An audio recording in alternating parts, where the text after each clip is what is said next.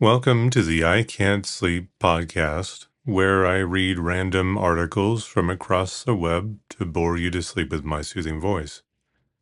I'm your host, Benjamin Boster, and today's episode is from a Wikipedia article titled Gandalf. Gandalf is a protagonist in J.R.R. Tolkien's novels The Hobbit and The Lord of the Rings. He is a wizard, one of the Istari Order, and the leader of the Company of the Ring. Tolkien took the name Gandalf from the Old Norse catalogue of dwarves, Dvergatal, in Völuspá. As a wizard and the bearer of one of the three rings, Gandalf has great power, but works mostly by encouraging and persuading. He sets out as Gandalf the Grey, possessing great knowledge and traveling continually. Gandalf is focused on the mission to counter the Dark Lord Sauron by destroying the One Ring. He is associated with fire. His ring of power is Narya, the Ring of Fire. As such, he delights in fireworks to entertain the hobbits of the Shire. While in great need, he uses fire as a weapon. As one of the Maiar, he is an immortal spirit from Valinor, but his physical body can be killed. In The Hobbit, Gandalf assists the 13 dwarves and the hobbit Bilbo Baggins with their quest to retake the Lonely Mountain from Smaug the dragon, but leaves them to urge the White Council to expel Sauron from his fortress of Dol Guldur. In the course of the quest, Bilbo finds a magical ring. The expulsion succeeds, but in The Lord of the Rings, Gandalf reveals that Sauron's retreat was only a feint, as he soon reappeared in Mordor. Gandalf further explains that after years of investigation, he is sure that Bilbo's ring is the one ring that Sauron needs to dominate the whole of Middle-earth. The Council of Elrond creates the Fellowship of the Ring, with Gandalf as its leader, to defeat Sauron by destroying the ring. He takes them south through the Misty Mountains, but is killed fighting a Balrog, an evil spirit being in the underground realm of Moria. After he dies, he is sent back to Middle-earth to complete his mission as Gandalf the White. He reappears to 3 of the Fellowship and helps to counter the enemy in Rohan, then in Gondor, and finally at the Black Gate of Mordor, in each case largely by offering guidance. When victory is complete, he crowns Aragorn as king before leaving Middle-earth forever to return to Valinor. Tolkien once described Gandalf as an angel incarnate. Later, both he and other scholars have likened Gandalf to the Norse god Odin in his wanderer guise. Others have described Gandalf as a guide figure who assists the protagonist, comparable to the Cumean Sibyl, who assists Aeneas in Virgil's The Aeneid, or to the figure of Virgil in Dante's Inferno. Scholars have likened his return in white to the transfiguration of Christ. He is further described as a prophet, representing one element of Christ's threefold office of prophet, priest, and king, where the other 2 roles are taken by Frodo and Aragorn. The Gandalf character has been featured in radio, television, stage, video games, music, and film adaptations, including Ralph Bakshi's 1978 animated film. His best-known portrayal is by Ian McKellen in Peter Jackson's 2001 to 2003 The Lord of the Rings film series, where the actor based his acclaimed performance on Tolkien himself.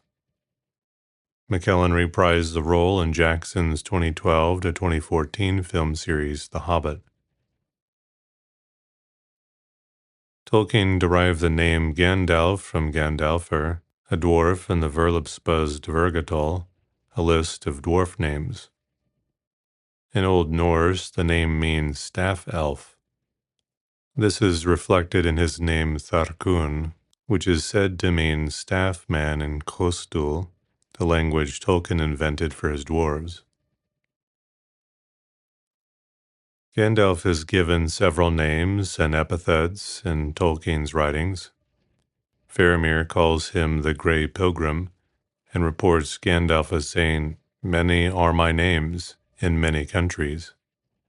Mithrandir among the elves, Tharkun to the dwarves, Olorin I was in my youth in the west that is forgotten, in the south in Canus, in the north Gandalf. To the east I go not. In an early draft of The Hobbit he is called Bladdathan, while the name Gandalf is used by the dwarf who later became Thorin Oakenshield. Each wizard is distinguished by the color of his cloak. For most of his manifestation as a wizard, Gandalf's cloak is gray, hence the name Gandalf the Grey and Greyhame, from Old English hama, cover, skin. Mithrandir is a name in Sindarin meaning Grey Pilgrim or Grey Wanderer. Midway through The Lord of the Rings, Gandalf becomes the head of the Order of Wizards and is renamed Gandalf the White. This change in status and clothing introduces another name for the wizard, the White Rider. However, characters who speak Elvish still refer to him as Mithrandir.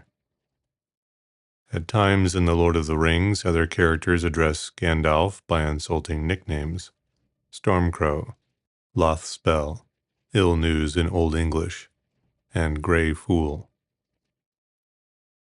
Tolkien describes Gandalf as the last of the wizards to appear in Middle-earth, one who seemed the least, less tall than the others, and in looks more aged, gray-haired and gray-clad, and leaning on a staff. Yet the elf Círdan, who met him on arrival, nevertheless considered him the greatest spirit and the wisest, and gave him the elven ring of power called Narya, the Ring of Fire, containing a red stone for his aid and comfort. Tolkien explicitly links Gandalf to the element fire later in the same essay.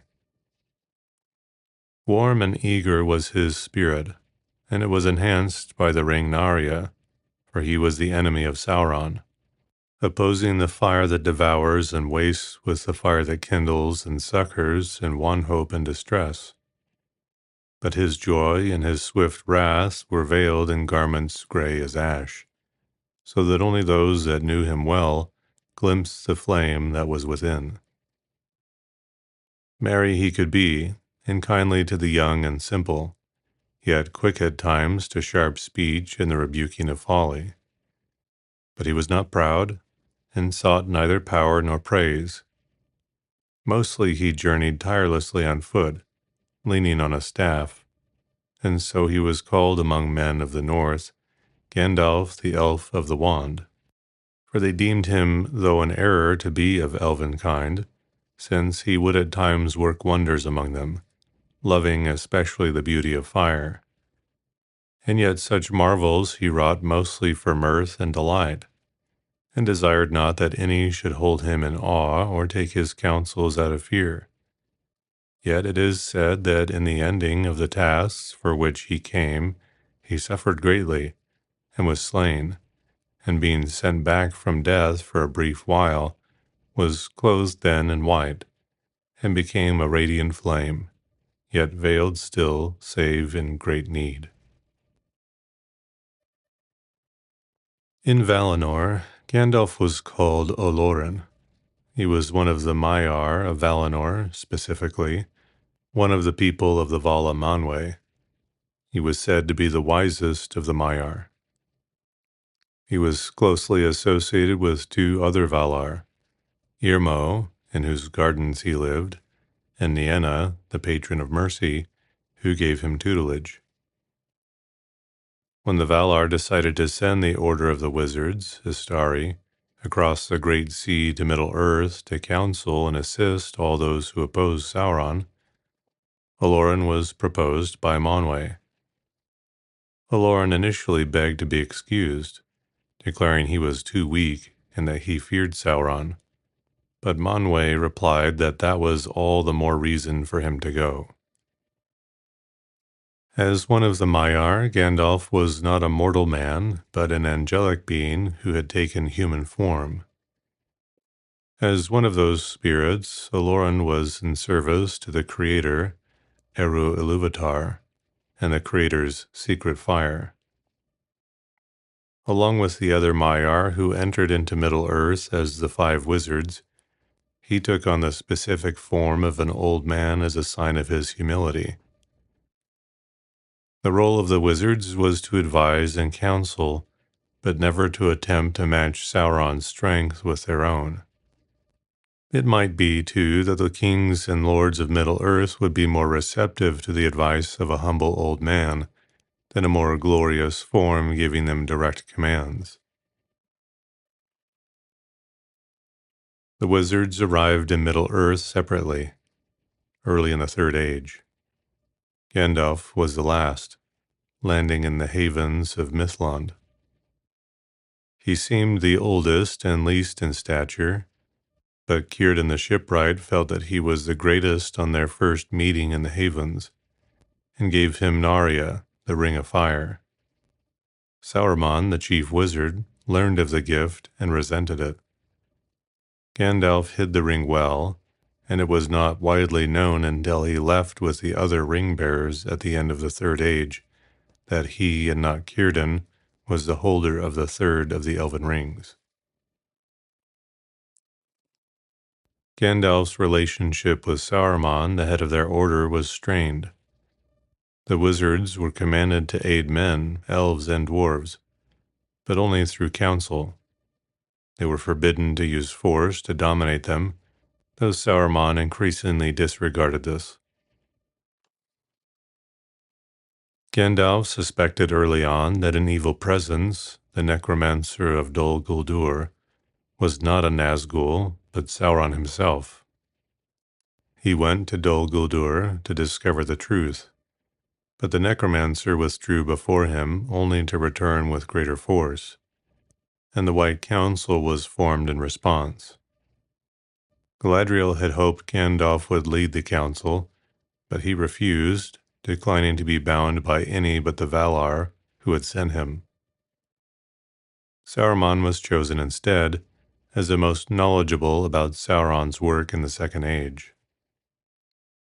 Gandalf returned to Dol Guldur at great peril and learned that the necromancer was indeed Sauron. The following year, a White Council was held, and Gandalf urged that Sauron be driven out. Saruman, however, reassured the council that Sauron's evident effort to find the One Ring would fail, as the ring would long since have been carried by the river Anduin to the sea, and the matter was allowed to rest. But Saruman began actively seeking the ring near the Gladden fields where Isildur had been killed.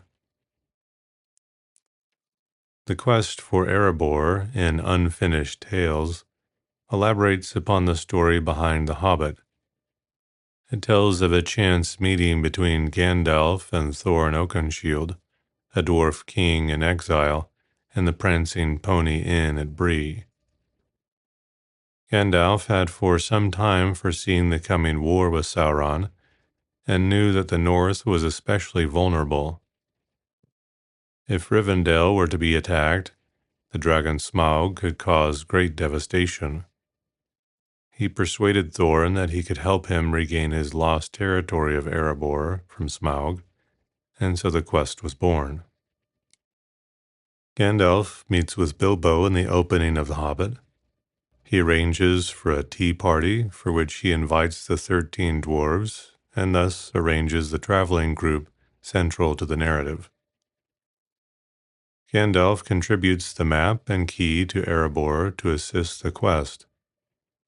On this quest, Gandalf acquires the sword Glamdring from the Troll's treasure hoard.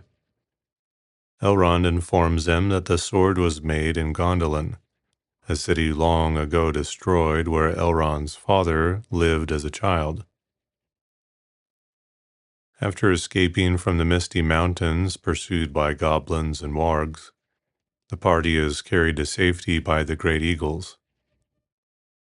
Gandalf then persuades Beorn to house and provision the company for the trip through Mirkwood.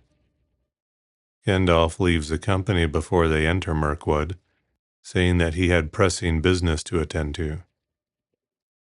He turns up again before the walls of Erebor disguised as an old man, revealing himself when it seems the men of Esgaroth and the Mirkwood elves will fight Thorin and the dwarves over Smaug's treasure. The Battle of Five Armies ensues when hosts of goblins and wargs attack all three parties. After the battle, Gandalf accompanies Bilbo back to the Shire, revealing at Rivendell what his pressing business had been. Gandalf had once again urged the council to evict Sauron, since quite evidently Sauron did not require the One Ring to continue to attract evil to Mirkwood.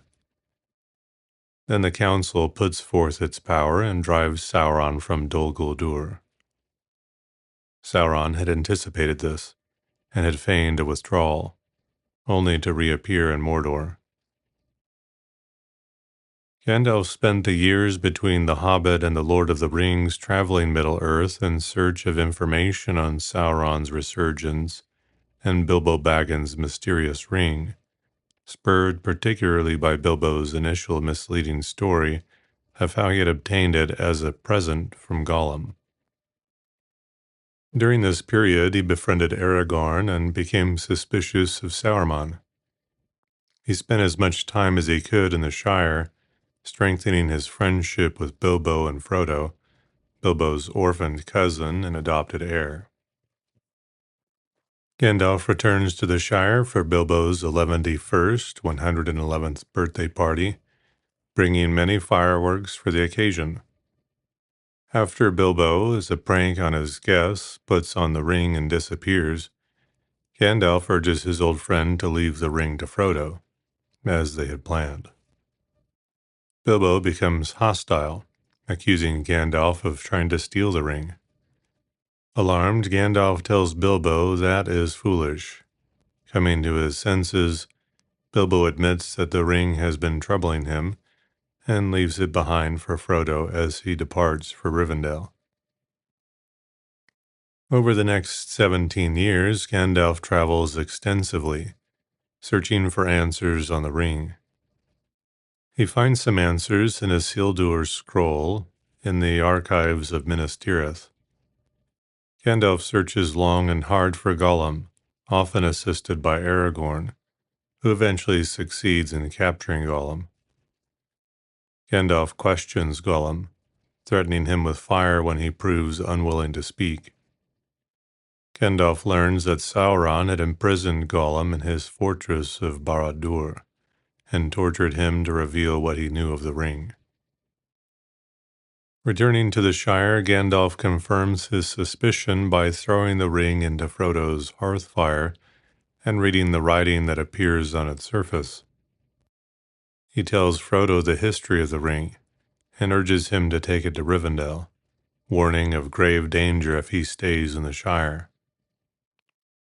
Gandalf says he will attempt to return for Frodo's 50th birthday party to accompany him on the road, and that meanwhile Frodo should arrange to leave quietly, as the servants of Sauron will be searching for him. Outside the Shire, Gandalf encounters the wizard Radagast the Brown, who brings the news that the Nazgûl have ridden out of Mordor, and a request from Saruman that Gandalf come to Isengard.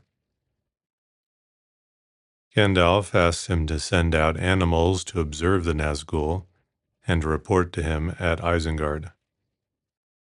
Gandalf leaves a letter to Frodo urging his immediate departure with Barlam and Butterbur at the Prancing Pony and heads towards Isengard. There, Saruman horrifies Gandalf by asking him to help him to obtain and use the ring. Gandalf refuses, and Saruman imprisons him at the top of his tower. Gandalf is rescued by Gwaihir the eagle, who comes to him as requested via Radagast. In Rohan, Gandalf appears to King Theoden for a horse. Theoden, under the evil influence of Grima Wormtongue, Sauron's spy and servant, tells Gandalf to take any horse he pleases, but to leave quickly. It is then that Gandalf meets the great horse Shadowfax, who will be his mount and companion. Gandalf rides hard for the Shire, but does not reach it until after Frodo has set out. Knowing that Frodo and his companions will be heading for Rivendell, Gandalf makes his own way there. He learns at Bree that the hobbits have fallen in with Aragorn. He faces the Nazgul at Weathertop, but escapes after an all-night battle, drawing 4 of them northward. Frodo, Aragorn, and company face the remaining 5 on Weathertop a few nights later. Gandalf reaches Rivendell just before Frodo's arrival. In Rivendell, Gandalf helps Elrond drive off the Nazgul pursuing Frodo, and plays a leading role in the Council of Elrond as the only person who knows the full history of the ring. He reveals that Saruman has betrayed them and is in league with Sauron. When it is decided that the ring has to be destroyed, Gandalf volunteers to accompany Frodo, now the ring-bearer, in his quest. He persuades Elrond to let Frodo's cousins, Merry and Pippin, join the Fellowship. The Balrog reached the bridge. Gandalf stood in the middle of the span, leaning on the staff in his left hand, but in his other hand Glamdring gleamed, cold and white. His enemy halted again, facing him, and the shadow about it reached out like 2 vast wings.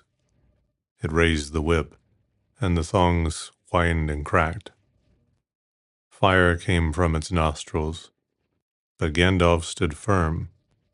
"You cannot pass," he said. The orc stood still, and a dead silence fell. "I am a servant of the secret of fire, wielder of the flame of Anor. You cannot pass." "The dark fire will not avail you, flame of Udun. Go back to the shadow. You cannot pass."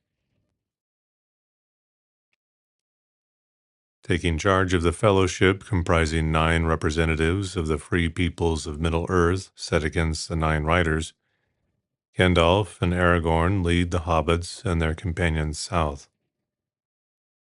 After an unsuccessful attempt to cross Mount Caradas in winter, they cross under the mountains through the mines of Moria, under the Misty Mountains, though only Gimli the dwarf is enthusiastic about that route. In Moria, they discover that the dwarf colony established there by Balin has been annihilated by orcs. The Fellowship fights with the orcs and trolls of Moria and escapes them. At the bridge of Khazad Dûm, they encounter Durin's Bane, a fearsome Balrog from ancient times. Gandalf faces the Balrog to enable the others to escape. After a brief exchange of blows, Gandalf breaks the bridge beneath the Balrog with his staff. As the Balrog falls, it wraps its whip around Gandalf's leg, dragging him over the edge. Gandalf falls into the abyss, crying, "Fly, you fools." Gandalf and the Balrog fall into a deep lake in Moria's underworld. Gandalf pursues the Balrog through the tunnels for 8 days until they climb to the peak of Zirog-Zigil. Here they fight for 2 days and nights. The Balrog is defeated and cast down onto the mountainside. Gandalf also dies, and his body lies on the peak while his spirit travels out of thought and time. Gandalf is sent back as Gandalf the White, and returns to life on the mountaintop. Gwaihir carries him to Lothlorien, where he is healed of his injuries and reclothed in white robes by Galadriel. He travels to Fangorn Forest, where he encounters Aragorn, Gimli, and Legolas, who are tracking Merry and Pippin. They mistake him for Saruman, but he stops their attacks and reveals himself. They travel to Rohan, where Gandalf finds that Theoden has been further weakened by Wormtongue's influence. He breaks Wormtongue's hold over Theoden and convinces the king to join in the fight against Sauron. Gandalf sets off to gather warriors of the Westfold to assist Theoden in the coming battle with Saruman. Gandalf arrives just in time to defeat Saruman's army in the Battle of Helm's Deep. Gandalf and the king ride to Isengard, which has just been destroyed by Treebeard and his Ents, who are accompanied by Merry and Pippin. Gandalf breaks Saruman's staff and expels him from the White Council and the Order of Wizards. Gandalf takes Saruman's place as head of both. Wormtongue tries to kill Gandalf or Saruman with the Palantir of Orthanc, but misses both. Pippin retrieves the Palantir, but Gandalf quickly takes it. After the group leaves Isengard, Pippin takes the Palantir from a sleeping Gandalf, looks into it, and comes face to face with Sauron himself. Gandalf gives the Palantir to Aragorn and takes the chastened Pippin with him to Minas Tirith to keep the young hobbit out of further trouble. Gandalf arrives in time to help to arrange the defenses of Minas Tirith. His presence is resented by Denethor, the steward of Gondor. When his son Faramir is gravely wounded in battle, Denethor sinks into despair and madness. Together with Prince Imrahil, Gandalf leads the defenders during the siege of the city. When the forces of Mordor break the main gate, Gandalf, alone on Shadowfax, confronts the Lord of the Nazgul. At that moment, the Rohirrim arrive, causing the Nazgul to withdraw. Gandalf is about to pursue, but is stopped by Pippin, who requests his intervention to save Faramir. Gandalf saves Faramir and plays no further part in the unfolding battle of the Pelennor Fields.